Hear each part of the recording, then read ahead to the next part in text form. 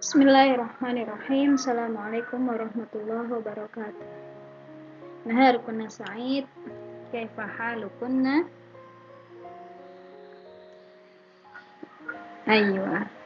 Hada darsuna al-jadid, yakni al-Muhammadiyah atau kemuhammadiyaan. Wa sawfa nata'allam fi mawdu'i Islam sebagai way of life atau Al-Islam huwa uslubul haya.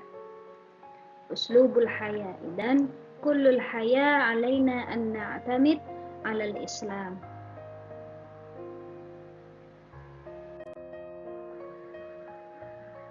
Wa sawfa nabhas huna 'anil ma'na, pengertian, summa tujuan, wa kadhalika fungsi. Ma aslu ta'lim fil Islam wa kadhalika mada tu'allim fil Islam an ayyi syai'in tu'allimu fil Islam.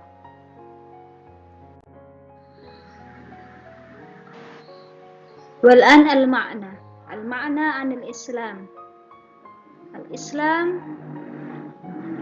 Islam way of life adalah jalan hidup yang diturunkan Allah Subhanahu wa taala, zat yang menciptakan manusia, seluruh alam semesta dan seluruh kehidupan yang terdapat di dalamnya. Dan al-Islam huwa tariqun lil haya atau uslubul haya alladhi anzalallahu ila al-insan ila an-nasi jami'an fi hadhil alam. Wa lil ma'na al-istilahi al-Islam huwa ad-din alladhi anzalallahu ila Rasulillah sallallahu alaihi wasallam wa fihi al-ahkam an kaifiyati muamalah al-insanu ma'a rabbih wal insan ma'al insan atau bainan nas wa kadzalika muamalah bil alam.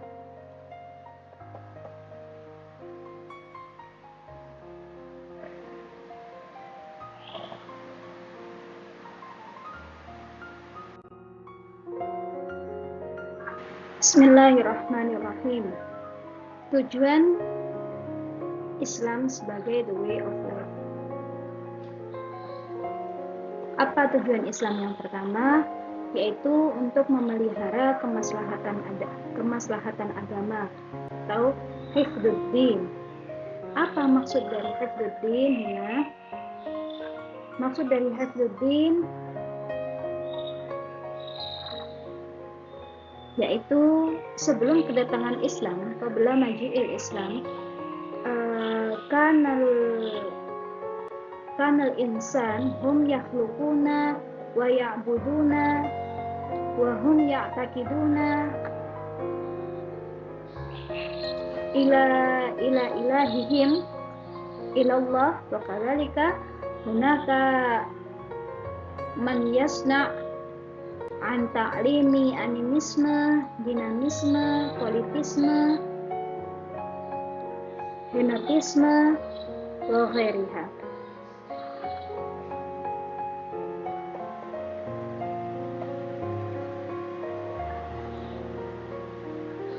Wa binisbati minal wahyu ilallah li salamatin nas minal khata'i fil aqidah wa kadzalika fil ibadah ilallah.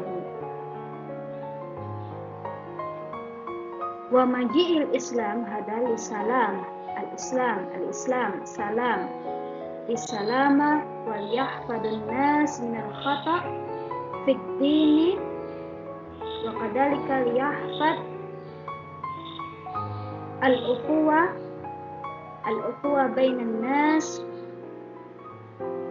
wa kadzalika al-ukhuwa bainan nas fid din.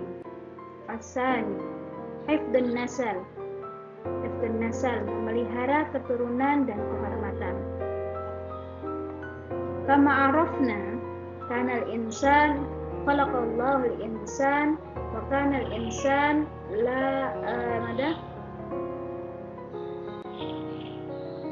seantik dulu ke Indonesia.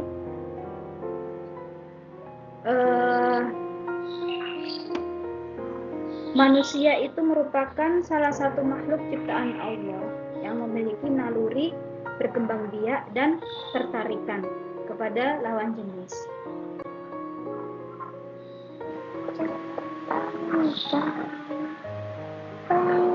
Dan apabila tumbuhan dan hewan, an-nabat wal hayawanat, tidak memiliki akal serta kehendak bebas, karena an-nabat wal hayawan laisa lahum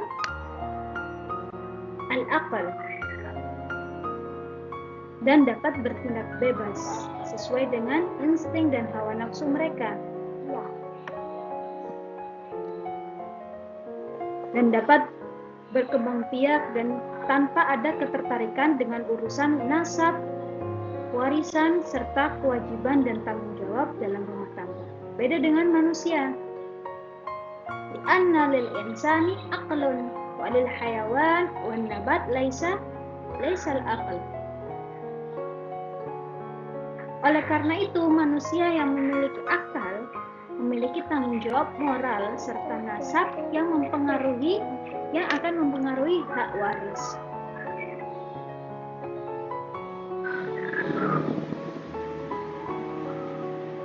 Salis, memelihara harta benda, hifdzul mal. Qabla maji'il Islam, sebelum datangnya Islam, kepemilikan harta benda ditentukan oleh kekuasaan dan kekuatan fisik seseorang yang menjadi dasar tegaknya hukum rimba, di mana yang kuat merendahkan atau melenyapkan kemanusiaan mereka yang lemah, serta diiringi dengan penindasan,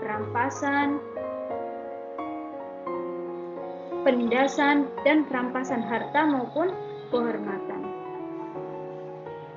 Bimaji'il Islam, dengan datangnya Islam, di situ ada perlindungan kepemilikan harta dengan memberikan ancaman hukuman yang sangat berat, yaitu berupa hukum potong tangan bagi para pencuri, koruptor, begal, dan sejenisnya. Tidak hanya itu,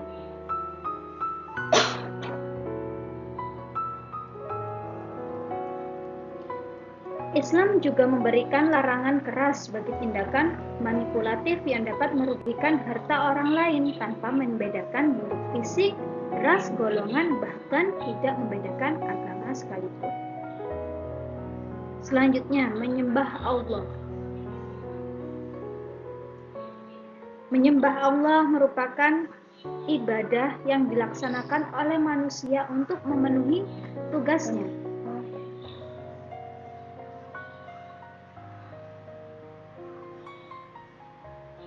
Ibadah yang bersifat khusus, jadi ibadah itu ada yang bersifat umum, ada yang bersifat khusus. Ibadah yang bersifat khusus adalah ibadah yang langsung ditujukan kepada Allah Subhanahu wa Ta'ala, seperti sholat,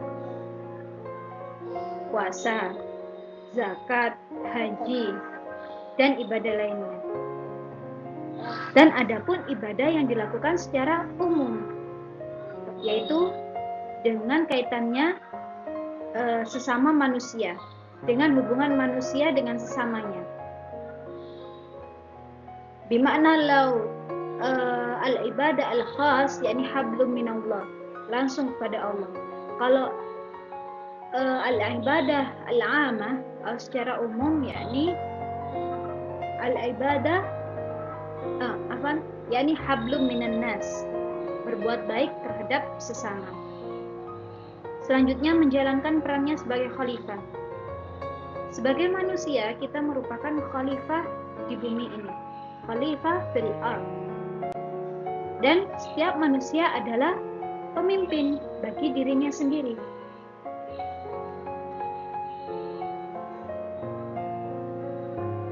Setiap manusia merupakan pemimpin bagi dirinya sendiri. Nah, istilah khalifah di sini apa? Khalifah di sini yaitu pemimpin. Di mana seorang pemimpin itu memiliki tanggung jawab yang sangat besar untuk menjaga keberlangsungan hidupnya. Jadi manusia itu merupakan khalifah dan mempunyai tanggung jawab yang pertama menjaga dirinya sendiri. Selanjutnya mempunyai tanggung jawab juga terhadap alam sekitarnya. Karena manusia merupakan makhluk yang dikaruniai akal oleh Allah, maka manusia itu memiliki kewajiban untuk mengelola sumber daya alam dan juga melestarikannya. Selanjutnya meneruskan ajaran Islam. Jadi sebagai manusia tidak hanya beribadah terus menjalankan tugasnya sebagai khalifah, tapi manusia juga harus menuntut ilmu dan meneruskannya pada generasi selanjutnya. Jadi belajar juga mengajar. Gitu. Agar ajaran Islam itu tetap terjaga. Karena hal ini sejalan dengan tujuan pendidikan menurut Islam yang menyebutkan bahwa ilmu pendidikan Islam bukan hanya ilmu yang diajarkan untuk melaksanakan ibadah kepada Allah semata. Selanjutnya, fungsi Islam. Fungsi Islam sebagai pembimbing dalam hidup, sebagai pedoman dalam hidup kita. Kalau kita menggunakan Islam sebagai pedoman, insya Allah hidup kita akan terbentuk kepribadian atau akan terjadi kehidupan yang harmonis, di mana segala unsur pokoknya terdiri dari pengalaman yang akan menerapkan jiwa.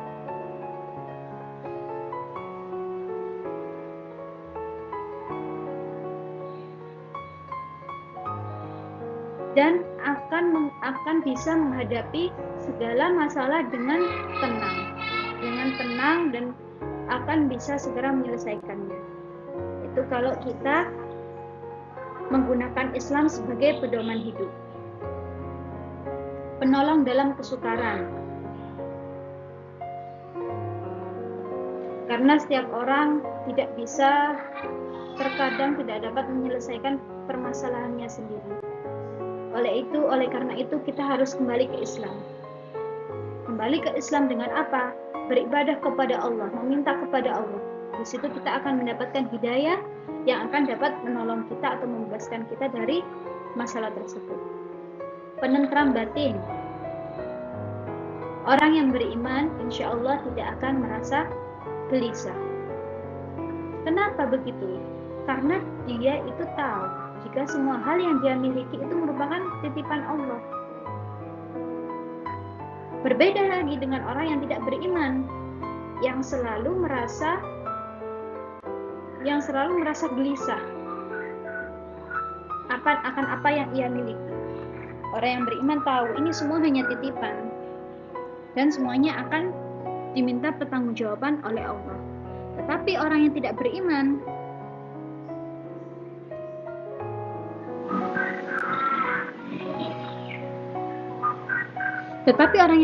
selalu merasa gelisah dengan apa yang ia miliki.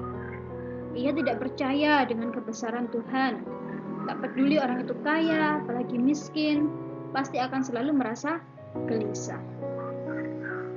Kenapa? Karena dia tidak punya iman, tidak beriman kepada Allah. Selanjutnya, pengendali moral.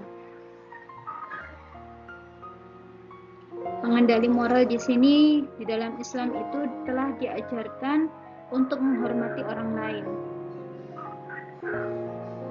Jadi kita disuruh untuk menghormati orang lain, tetapi tidak diperintahkan untuk minta dihormati.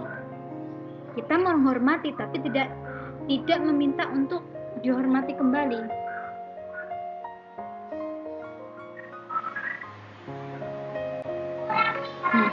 Apalagi dalam ajaran Islam, moral atau akhlak itu amat sangat diperhatikan dan dijunjung tinggi dalam Islam. Islam mengatur hubungan orang tua dengan anak begitu indah. Dalam Al-Quran juga berbunyi, dan jangan kau ucapkan kepada ketua orang tuamu wala taqul lahuma uffin.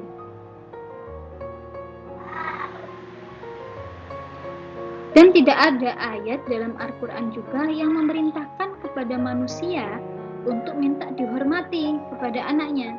Tidak ada ayat yang menjelaskan kepada orang tua untuk dihormati oleh anaknya.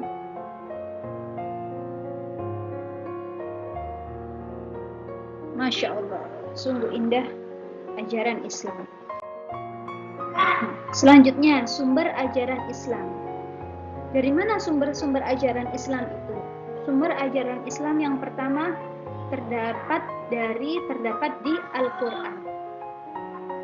Al-Quran yang merupakan kalamullah Ta'ala, yang juga merupakan mu'jizat alladzi anzalallahu ila nabiyina Muhammad sallallahu alaihi wasallam wa yuqtab fil mushaf wa kadhalika mutawattir wa man yaqra al-Quran lahu al-ibadah wa qira'atul Quran huwa wal-ibadah. Dan selanjutnya yaitu as-sunnah. Ma hiya sunnah? As-sunnah wa al-khabar wa kullu ma fa'ala an-nabi wa kullu ma qala an-nabi wa kadzalika at-takrir minan nabi sallallahu alaihi wasallam. Fungsi Al-Quran ya syai'in Al-Quran ada. Al-awwal sebagai pedoman hidup. Kalau hidup kita berpedoman pada Al-Quran, insya Allah hidup kita akan indah. Yang kedua sebagai korektor dan penyempurnaan kitab-kitab Allah yang terdahulu. Untuk menyempurnakan kitab-kitab Allah yang telah diturunkan kepada nabi-nabi yang telah dahulu. Selanjutnya sebagai sarana beribadat, karena dengan membaca Quran kita juga beribadat.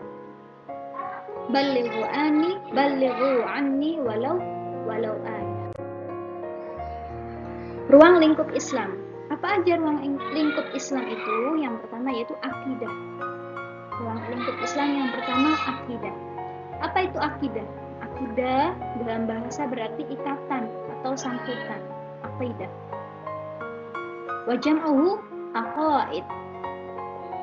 Aqaid dan mempunyai makna yaitu keyakinan hidup atau iman. Asani yakni syariah. Syariah yakni an-nizam, peraturan Allah yang mengatur hubungan manusia dan tiga pihak, yaitu Tuhan sama manusia dan seluruh alam. Salis akhlak. Akhlak wa jam'uhu khuluq. Allati ma'nahu perangai atau tabiat. Nah, di sini akidah itu sebagai landasan. Dalam Islam, akidah itu sebagai landasan dan syariah itu sebagai aturan, dan akhlak itu merupakan aplikasinya untuk mengaplikasikan. Dan akidah, syariah dan akhlak adalah utuh. Kalau tiga-tiganya ini merupakan utuh kamil untuk membentuk kepribadian yang utuh pula. Kama qala fil Quran, qala Allah Ta'ala, ya ayyuhalladzina amanu dkhulu fis-silmi kaffah wa la tattabi'u khutuwati syaitan innahu lakum aduwwun mubin. Baqaina huna darsunal yaum, jazakumullahu khairan. Wassalamualaikum